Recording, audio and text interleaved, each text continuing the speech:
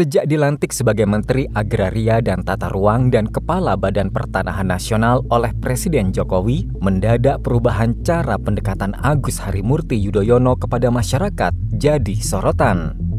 Ketika sebelumnya AHY lebih senang bertugas dan mengontrol kerja lewat layar monitor kantor, akhir-akhir ini politikus sekaligus Ketua Umum Partai Demokrat itu lebih sering belusukan di bawah terik matahari dari pintu ke pintu rumah rakyat untuk bagi-bagi sertifikat tanah secara gratis.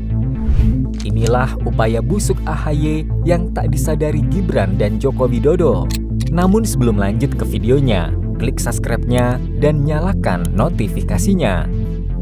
Jokowi mengambil resiko besar ketika ia nekat melantik AHY sebagai menteri di sisa kabinet kerjanya. Keputusan AHY sebagai menteri menjadi ancaman besar bagi Gibran di masa depan.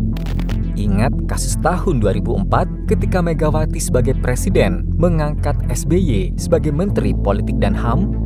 Ia dihianati dan setahun kemudian Megawati dibuat kecewa berat setelah kalah di pemilu tahun 2005 dan 2009 oleh SBY. Sudah banyak kasus di mana anak buah mencekal atasannya. Apalagi AHY yang berasal dari kesatuan militer pasti punya jiwa kompetitif yang sangat tinggi. Ia tidak akan sudi melihat dirinya berada di bawah Gibran. Walau bagaimanapun, AHY pasti punya pemikiran. Secara usia ia lebih senior dari Gibran. Secara pengalaman di bidang pemerintahan dan politik, AHY juga melihat ia lebih matang dibandingkan dengan Gibran. Apalagi soal militer yang menyangkut pertahanan negara, AHY jauh di atas Gibran. Belusukan yang dilakukan oleh Agus Harimurti Yudhoyono tidak bisa dianggap sebagai sebuah tuntutan kerja semata. Perlu kecermatan untuk melihat ada upaya busuk AHY untuk menciptakan personal branding kepada masyarakat. Tahun 2029 adalah waktu yang cukup tepat bagi AHY untuk belajar banyak bagaimana mengambil hati masyarakat. Karena belusukan hanya bisa dikalahkan dengan belusukan juga. Tidak bisa lagi di zaman saat ini, kampanye menerapkan narasi kebencian. Inilah yang harus diwaspadai keluarga Jokowi, apalagi jika nanti saat Gibran resmi menjadi wakil presiden. Namanya yang jarang disorot media dan tak pernah muncul dalam pemberitaan seperti Ma'ruf Amin, lambat laun ia akan dilupakan masyarakat. Dan jika AHY bisa memanfaatkan momentum ini, namanya yang akan naik dalam pemilu 2029 mendatang. Berkaca dari masa lalu, dari 7 wakil presiden Indonesia, hanya Muhammad Hatta yang berhasil tetap dalam ingatan rakyat. Sedangkan sisanya, nama mereka tenggelam lantaran gagal dalam memanfaatkan media.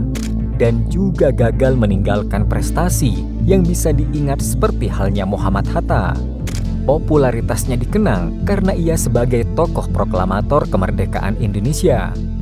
Makanya ketika AHY ditanya soal gemar belusukan, ia hanya membalas dengan senyuman. Jokowi tidak sadar, taktik politik Demokrat untuk mengalahkan Gibran kian nyata. Apalagi kepolosan Jokowi yang selalu mengajak AHY mengunjungi IKN akan jadi bom waktu untuk Gibran di hari yang akan datang. Ini akan jadi tantangan berat bagi Gibran karena ia tidak akan punya backingan lagi. Jokowi sudah jadi rakyat biasa. Untuk bisa bersaing dan terus menjaga namanya, mau tidak mau, Gibran harus mendobrak kebiasaan Wapres selama ini.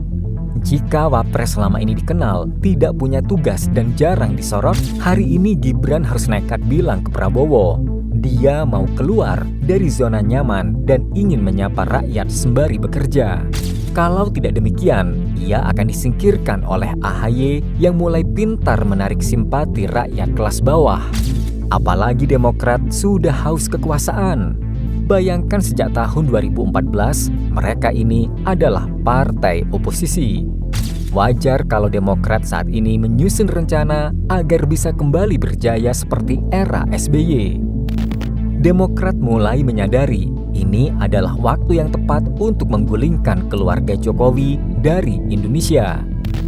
Apalagi pernyataan Gibran kemarin yang mengucilkan peran partai dalam kemenangan kandidat dianggap sebagai sebuah blunder, di mana kebencian partai politik akan dirinya semakin besar. Demokrat akan sangat mudah menggandeng partai politik lainnya untuk mengeroyok Gibran.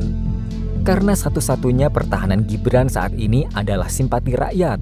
Jika Gibran tidak bisa memperkokoh pertahanannya itu, atau setidaknya mempertahankan agar rakyat tetap berada di barisannya, akan sangat mudah bagi AHY menggulingkannya di masa depan.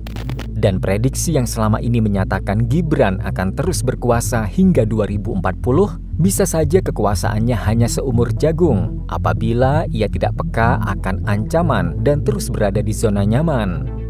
Selain itu, komunikasi publik Gibran harus diperbaiki. Ia juga tidak boleh pelit tampil di media. Karena harus diakui, medialah yang membesarkan namanya. Namun jika Gibran tidak tahu berterima kasih dan tetap cuek, rakyat juga akan enggan untuk mendukungnya. Saat ini Gibran sangat intens mendorong adiknya, Kaisang Pangarep, maju di Pilgub DKI Jakarta atau Pilgub Jateng 2024. Bahkan wakil Prabowo itu meminta secara khusus relawan Bolonemase untuk mengawal adiknya sampai menang. Pernyataan ini menyimpan sebuah ambisi keluarga. Dan yang paling dinanti adalah ketika Kaisang maju di pilkada tahun ini dan hasilnya ternyata kalah, maka sudah bisa dipastikan posisi elektabilitas Gibran juga akan turut terancam ke depannya. Mampukah Gibran dan Kaisang melejit tanpa backingan Jokowi? Ataukah karir mereka cukup di tahun 2029 saja? Menarik untuk melihat kiprah Gibran dan Kaisang tanpa peran sang ayah. Kira-kira menurut kalian bagaimana? Tulis di kolom komentar and see you next video. Bye-bye.